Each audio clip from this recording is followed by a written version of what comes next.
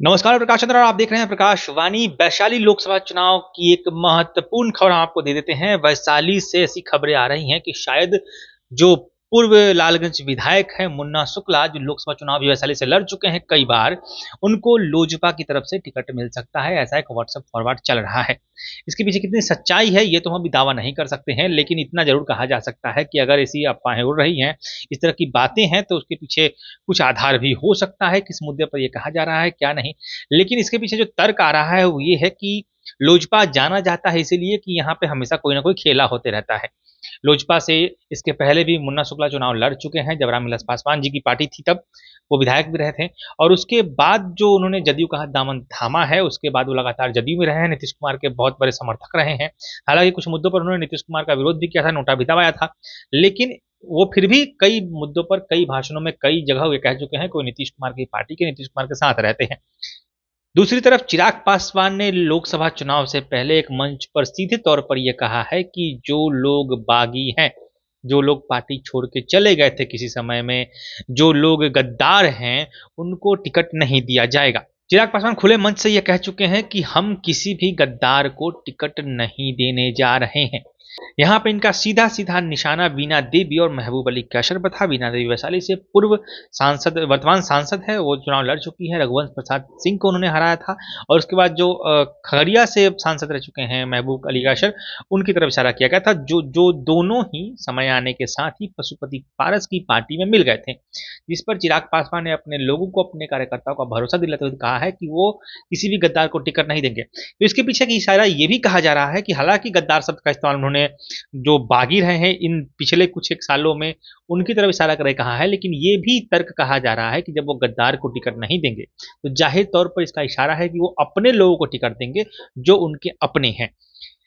Vaishali Lok Sabha seat से दो ही तरह की बातें आती हैं, या तो किसी राजपूत को टिकट जाएगा, भूमियार को टिकट दिया जाएगा, तो राजपूत बनाम भूमियार होगा, या फिर भूमियार बनाम राजपूत बनाम राजपूत होगा।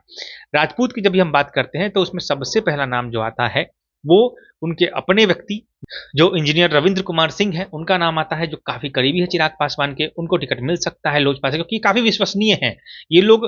चिराग पासवान के काफी करीबी माने जाते हैं और बहुत पुराने कैडर के कार्यकर्ता हैं, नेता रहे हैं ये लोग। फिलहाल चिराग पासवान के 5 कार्य आ चुके हैं सीटें, और इसी के साथ ही पशुपति कुमार पारस ने भी बगावत छेड़ दी है। तो आगे क्या होगा क्या नहीं होगा ये तो हम नहीं कह सकते, लेकिन फिलहाल जो मुन्ना शुक्ला की को जो टिकट मिलने की बात आ रही है, सूत्रों के हवाले से खबर है, हो सकता है हो जाए, लेकिन वो चिराग पासवान ने अपने बयानों में पहले कहा है। क्योंकि एक और चीज सोचने की है, कि नीतीश कुमार और चिराग पासवान अब एनडीए में है, दोनों एनडीए की तरफ से बिहार में चुनाव लड़ रहे हैं, तो चिराग पासवान खुले तौर पर नीतीश कुमार से पंगा तो नहीं लेना चाहेंगे, और नीतीश कुमार और चूंकि जदयू से मुन्ना शुक्ला आते हैं, नीतीश कुमार के काफी करीबी हैं, तो हो सकता है कि इसका भी असर दिखाई दे।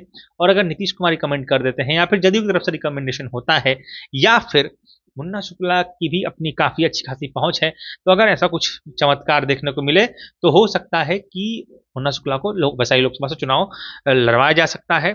इधर वो लोजपा से ही लड़ेंगे, लेकिन जाहिर तौर पर रिकमेंडेशन कहीं और से होगा। तो हम देखना चाहेंगे कि किसको सीट मिलता है। फिलहाल मुन्ना शुक्ला काफी दमदार उम्मीदवार होंगे। रघुवंश प्रसाद की मृत्यु के बाद 2 बार चुनाव लड़ चुके हैं मुन्ना शुक्ला, और उनकी जो पकड़ है वैशाली लोकसभा में वो काफ़ी मजबूत है, बहुत बेहतरीन मानी जाती है। अगर वो चुनाव लड़ते हैं तो निश्चित तौर पे जो अगला सामने का जो प्रतिद्वंदी उम्मीदवार होगा उसके पसीने छूटने वाले हैं चुनाव में, और जीत किसकी होगी तो जनता डिसाइड करेगी। फिलहाल मैं प्रकाश चंद्रा, आपको क्या लगता है वैशाली लोकसभा चुनाव से क्या कुछ हो सकता है, हमें कमेंट में जरूर बताइए। धन्यवाद।